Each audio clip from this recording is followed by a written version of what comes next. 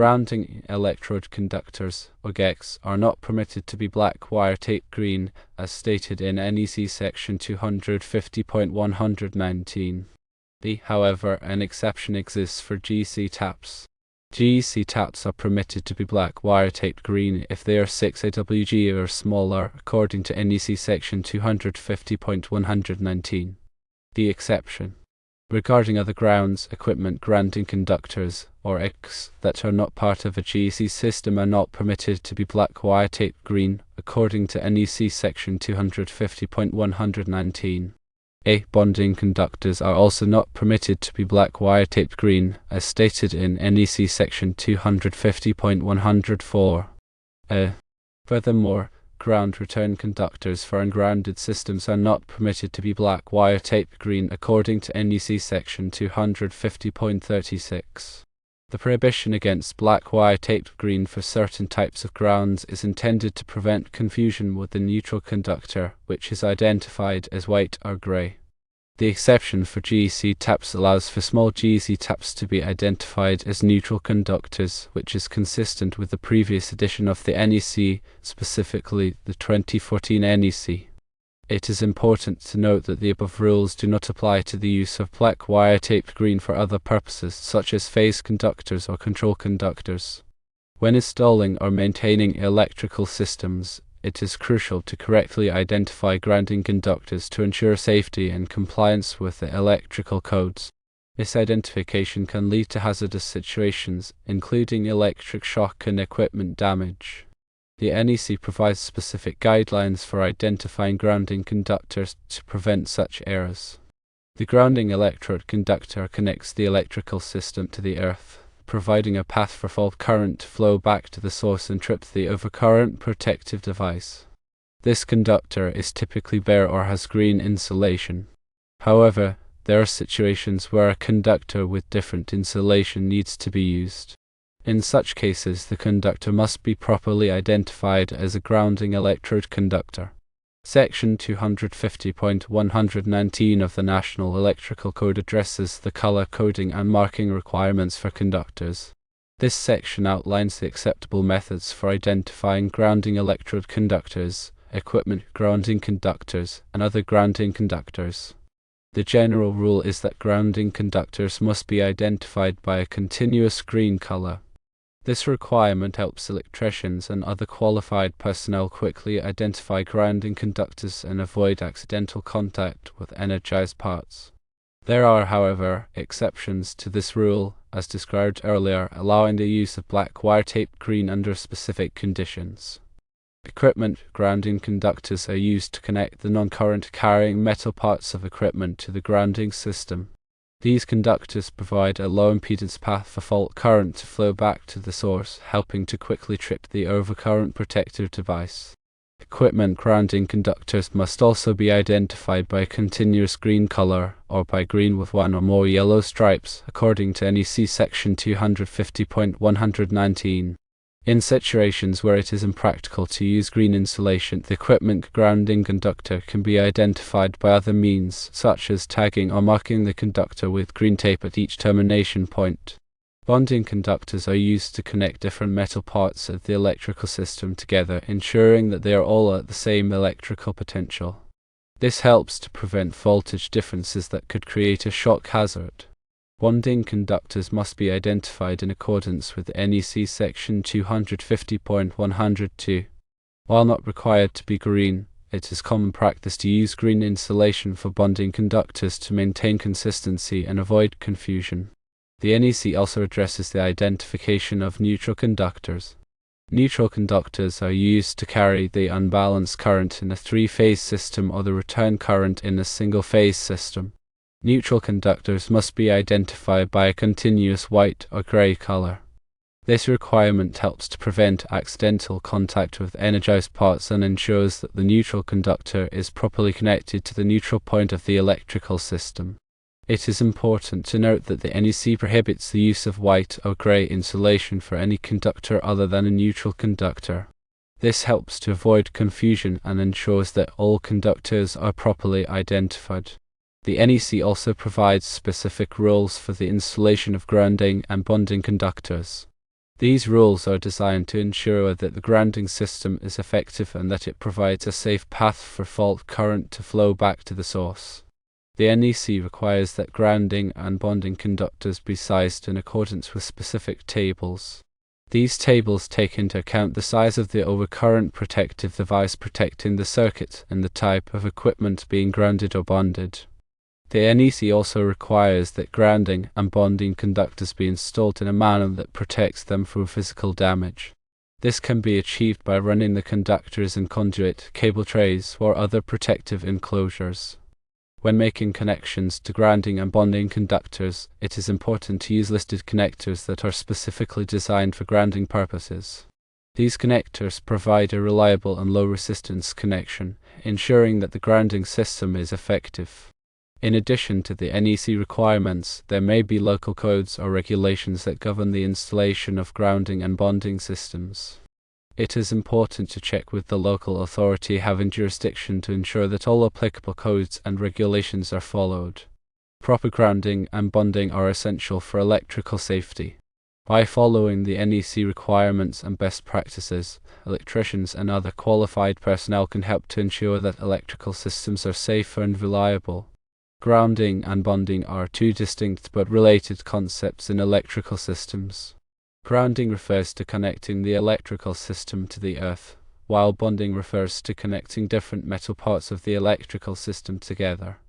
Both grounding and bonding are essential for electrical safety, but they serve different purposes. Grounding provides a path for fault current to flow back to the source, helping to quickly trip the overcurrent protective device. Bonding ensures that all metal parts of the electrical system are at the same electrical potential, preventing voltage differences that could create a shock hazard. The grounding electrode system consists of the grounding electrode conductor, and the bonding jumpers. The grounding electrode is a conductive object that is buried in the earth and connected to the electrical system. The grounding electrode conductor connects the grounding electrode to the service equipment. The bonding jumpers connect different metal parts of the electrical system together, ensuring that they are all at the same electrical potential. There are several types of grounding electrodes that can be used, including ground rods, ground plates, and metal underground water pipes. The type of grounding electrode that is used depends on the soil conditions and the size of the electrical system. Ground rods are typically made of copper or steel and are driven into the earth. Ground plates are typically made of copper and are buried in the earth. Metal underground water pipes can be used as grounding electrodes if they meet certain requirements, such as being in direct contact with the earth for at least 10 feet. The grounding electrode conductor must be sized in accordance with NEC Table 250.66. This table takes into account the size of the service entrance conductors and the type of grounding electrode being used. The grounding electrode conductor must be installed in a manner that protects it from physical damage. This can be achieved by running the conductor in conduit, cable trays, or other protective enclosures. Bonding jumpers are used to connect different metal parts of the electrical system together, such as metal conduit, metal enclosures, and metal equipment. Bonding jumpers must be sized in accordance with NEC Section 250.102. This section provides specific requirements for the size of bonding jumpers based on the size of the circuit conductors. Bonding jumpers must be installed in a manner that provides a reliable and low-resistance connection. This can be achieved by using listed connectors that are specifically designed for grounding purposes. In addition to the grounding electrode system, there are other types of grounding and bonding that are used in electrical systems. These include equipment grounding, which is used to ground the non-current carrying metal parts of equipment, and bonding of metal water piping, which is used to bond the metal water piping system to the electrical system. Equipment grounding conductors must be sized in accordance with NEC Table 250.122. This table takes into account the size of the overcurrent protective device protecting the circuit and the type of equipment being grounded. Equipment grounding conductors must be installed in a manner that protects them from physical damage. This can be achieved by running the conductors in conduit, cable trays, or other protective enclosures. Bonding of metal-water piping is required to prevent voltage differences between the metal-water piping system and the electrical system. This helps to prevent shock hazards and ensures that the water piping system is at the same electrical potential as the electrical system. Bonding of metal-water piping is typically achieved by connecting a bonding jumper from the metal-water piping system to the grounding electrode system. The bonding jumper must be sized in accordance with NEC section 250.104.